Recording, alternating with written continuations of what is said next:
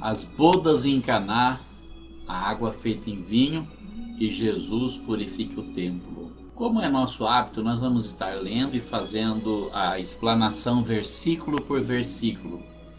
Se Deus nos der graça, nós pretendemos fazer esse estudo em toda a Bíblia, pulando, logicamente, as partes da genealogia que não são interessantes, mas vamos analisar cada fato registrado nas Sagradas Escrituras e vamos aprender na Palavra de Deus como os enviados de Deus agiam, para que nós possamos tomar como modelo e exemplo nosso.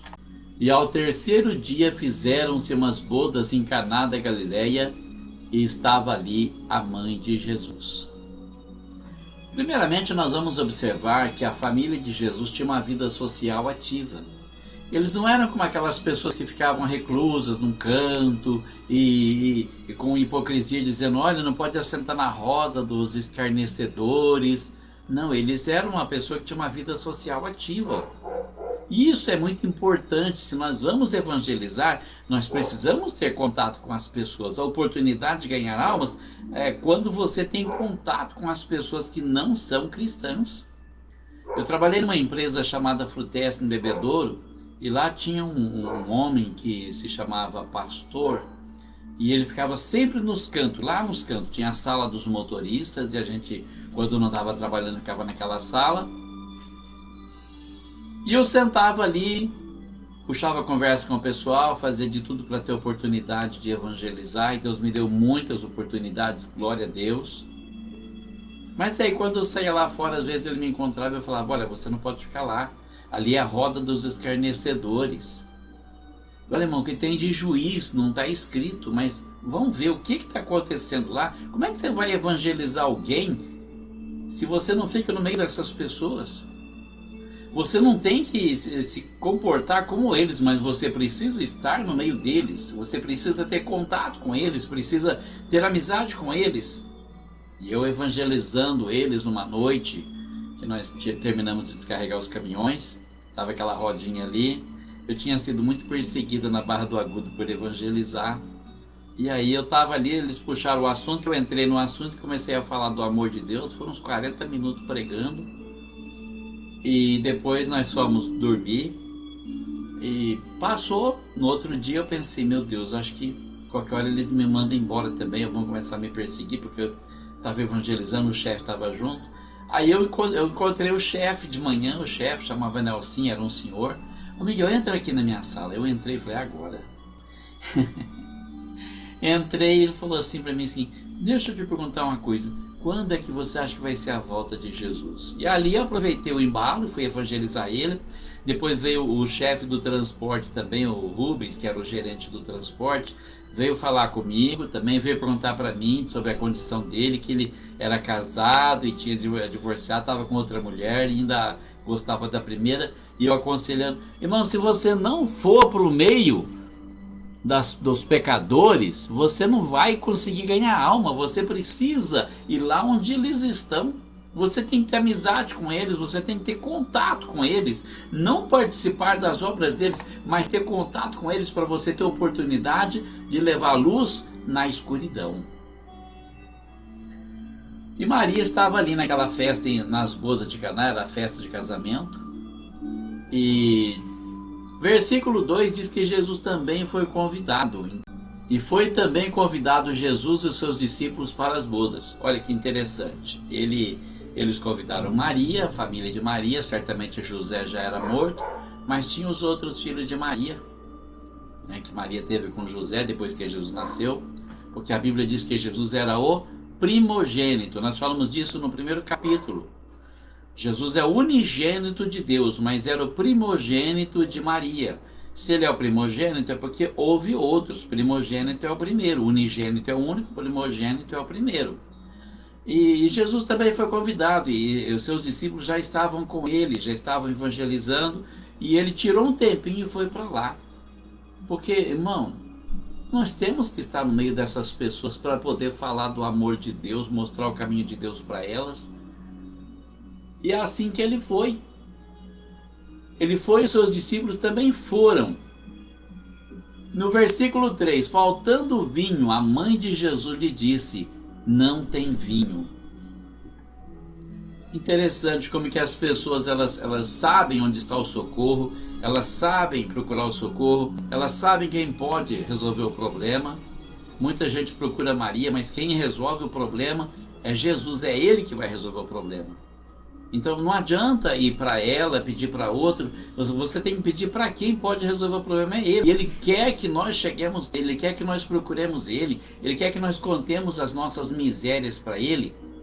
Ele não sabe? Ele sabe, mas Ele quer a nossa atenção e quer nos dar atenção também, a nossa amizade, o nosso carinho, o nosso respeito, que nós reconheçamos a nossa condição miserável e supliquemos dele a misericórdia. E ela vem e diz para ele, olha, não tem vinho, acabou o vinho, não tem mais vinho, o que a gente vai fazer? Versículo 4, disse-lhe Jesus, mulher, que tenho eu contigo? Ainda não é chegada a minha hora. Então ela estava pedindo ali certamente, indiretamente, discretamente, que ele resolvesse o problema, que ele desse um jeito de produzir vinho, porque ela sabia quem ele era. Era o filho do Todo-Poderoso. Era aquele para quem, se ele pedisse, o pai não lhe negaria nada. Mas a resposta dele talvez tenha deixado ela até em alerta.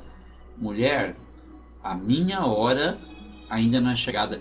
Que tenho eu contigo? O que ele tem com ela? O compromisso dele é com o pai, não é com a Maria, não é com a mãe carnal, com a mãe física, porque no mundo espiritual ele não tem mãe, ele só tem pai. Então, o que eu tenho contigo? Meu compromisso não é com você, meu compromisso é com o pai.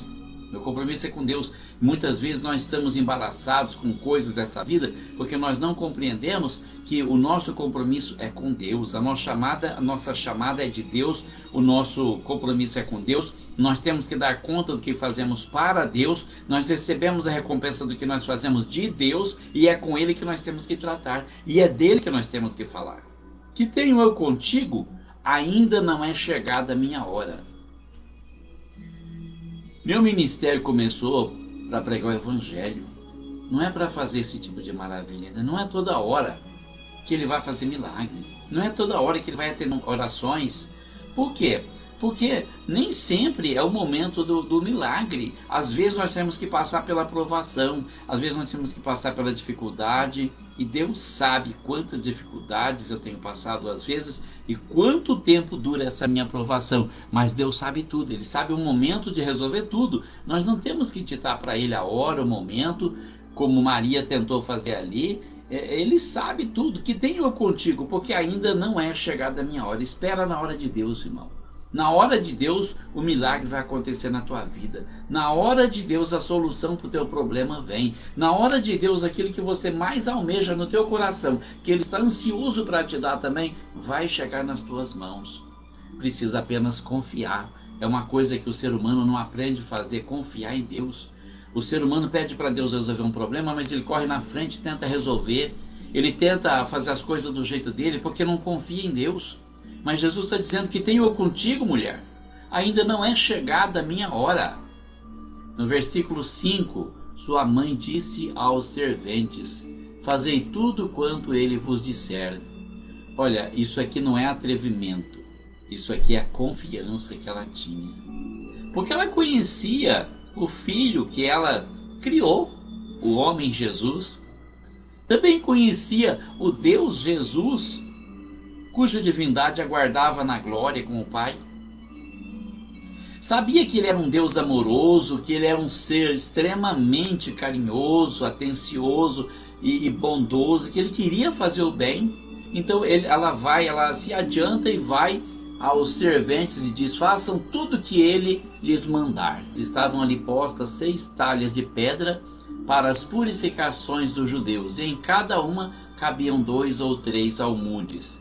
Eu pesquisei aqui, almude é uma quantia de mais ou menos 20 a 25 litros, então era de 50 a 70 litros que cabiam aquelas talhas de pedra. Disse-lhe Jesus, enchei de água essas talhas, e encheram-nas até em cima.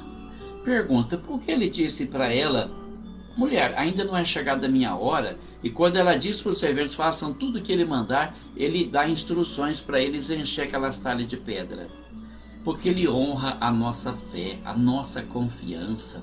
Ele não nos decepciona, Ele não nos deixa na mão. Está escrito lá no livro dos Salmos: provai e vede que o Senhor é bom.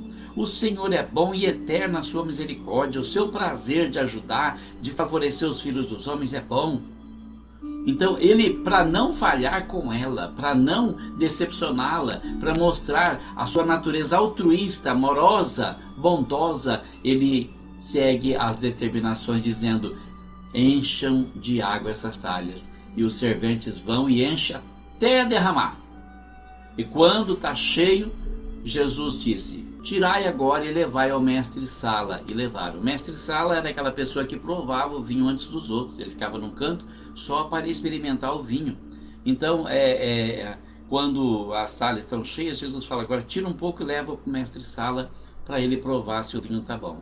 E logo que o mestre-sala provou a água feita vinho, não sabendo de onde viera, se bem que o sabiam os serventes que tinham tirado a água, chamou o mestre-sala ao esposo e disse-lhe: todo homem põe primeiro o vinho bom, e quando já tem bebido bem, então o inferior. Mas tu guardaste até agora o bom vinho.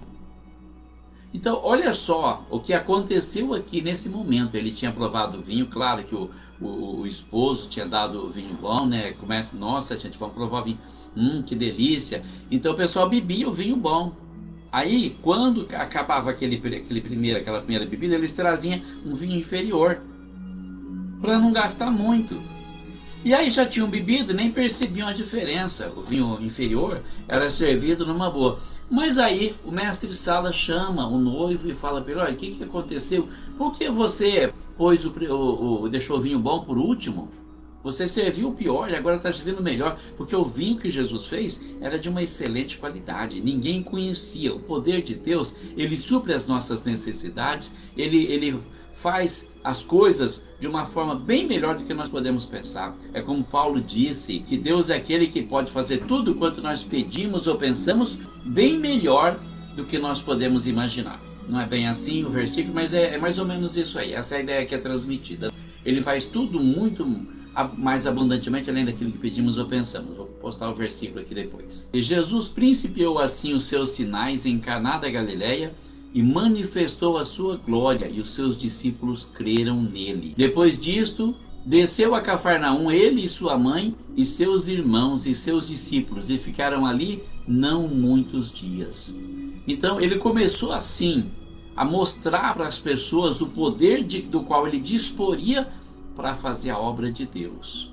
Ele começou a manifestar a sua glória ali. O Espírito Santo já dominava totalmente aquele homem chamado Jesus, e viram nele a glória de Deus. E os discípulos passaram a crer. Era necessário que eles vissem isso, porque se nós não virmos sinais, nós não cremos.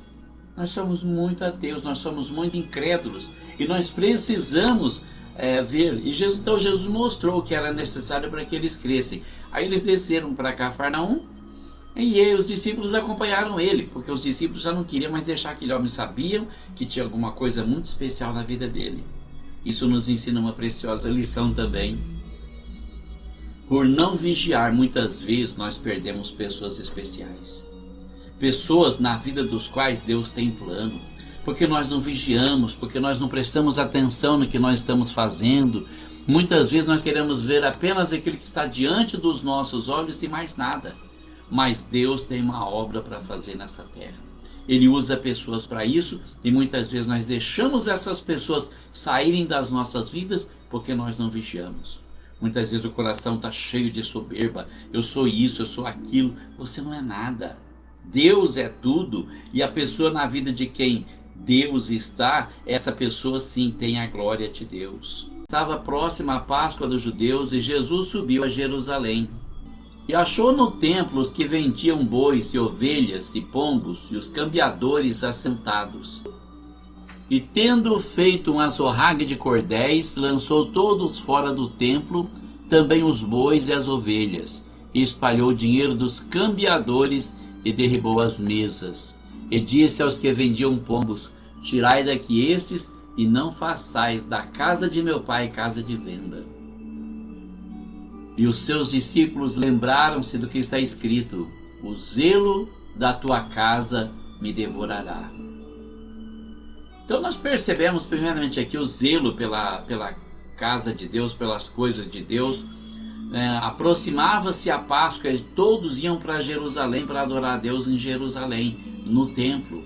E quando Jesus sobe com seus discípulos, o que ele encontra ali? O templo cheio de pessoas vendendo bois e ovelhas. Por que faziam isso? Porque os bois e as ovelhas eram usados para o sacrifício, que era oferecido pelos pecados. Mas não era para enfiar os bois e as ovelhas dentro do templo. Ali era lugar das pessoas adorarem a Deus. Mas era o produto que era usado no sacrifício. E tinha pessoas que só queriam uma coisa ali: ganhar dinheiro.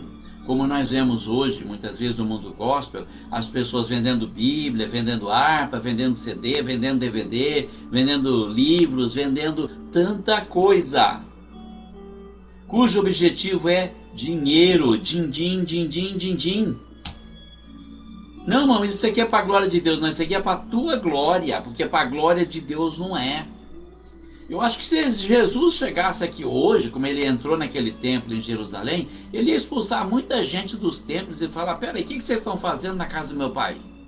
O que vocês estão fazendo? É livraria, é CD-teca, é videoteca, Meu Deus do céu. Eu não digo que a pessoa não vai fazer ali um trabalho e tem custo, então ele vai vender um lanche, vai vender um salgado, fazer alguma coisa para ajudar a pagar os custos daquele trabalho, porque tem empregador que cobra, né? Tem cantor que cobra, e não digo que não deve cobrar, né? Eu só acho que tem gente que exagera. Paga o combustível, paga a refeição para a pessoa, deveria estar bom, né? Mas tem gente que faz disso um meio de vida. Tem gente que fez disso um meio de vida. Ele quer ganhar, não quer nem saber. Então, eu vou pregar, mas eu cobro tanto.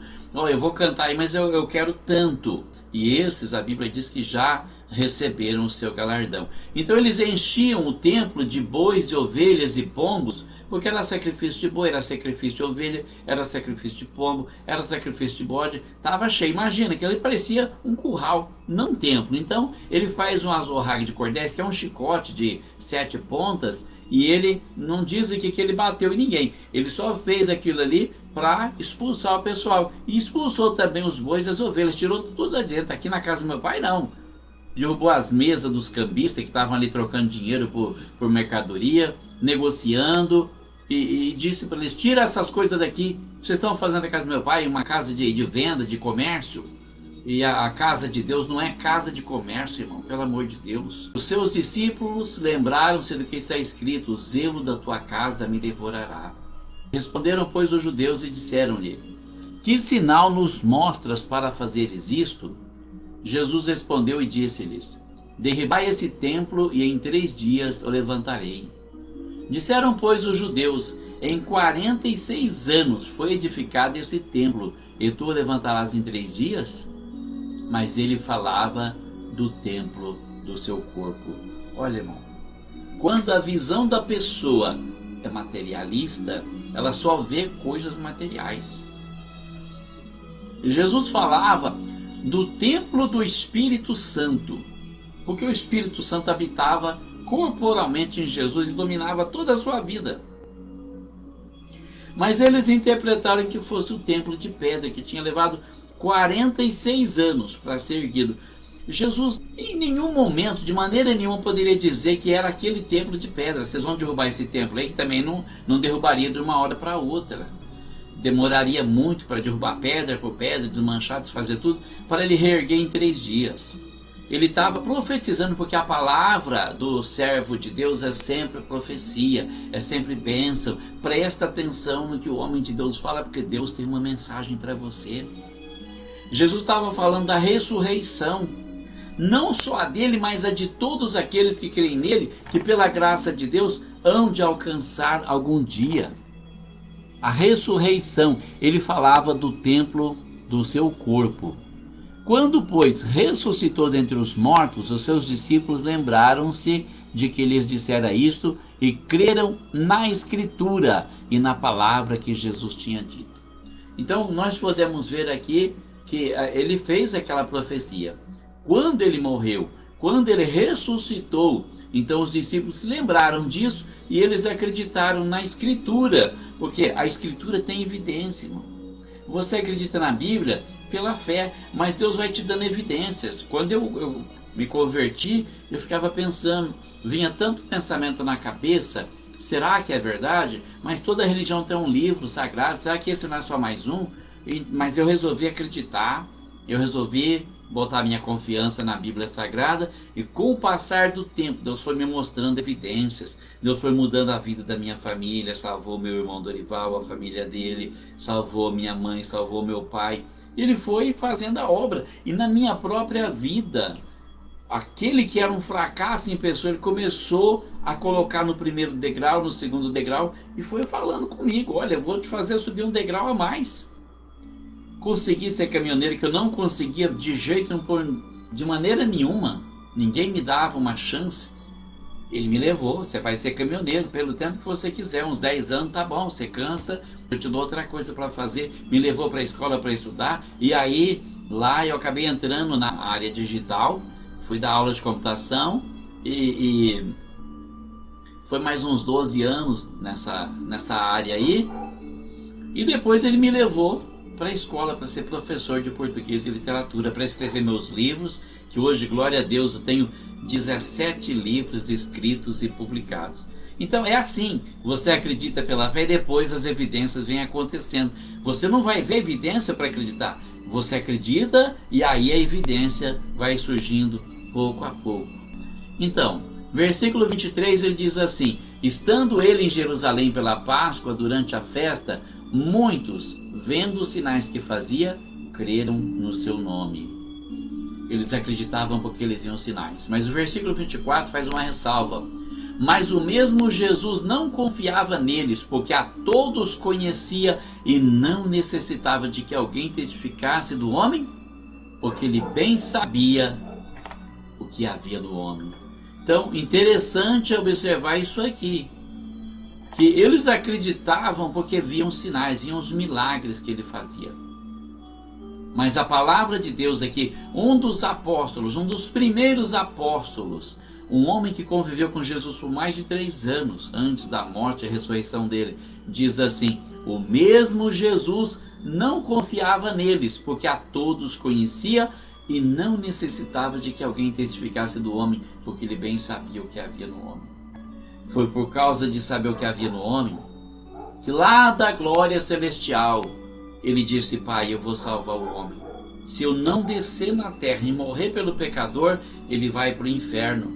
Porque o homem é pecador, essa é a nossa condição humana. Somos miseráveis pecadores. E se ele não tivesse misericórdia vindo morrer em nosso lugar, estaríamos todos perdidos. Graças a Deus que nos enviou Jesus, porque ele conhece o homem, conhece o ser humano, conhece as nossas dificuldades, conhece as nossas fraquezas, e por amor a nós, ele desceu do céu, deixou a divindade nas mãos do Pai, tornou-se homem, um simples e frágil homem, para que viesse aqui morrer em nosso lugar.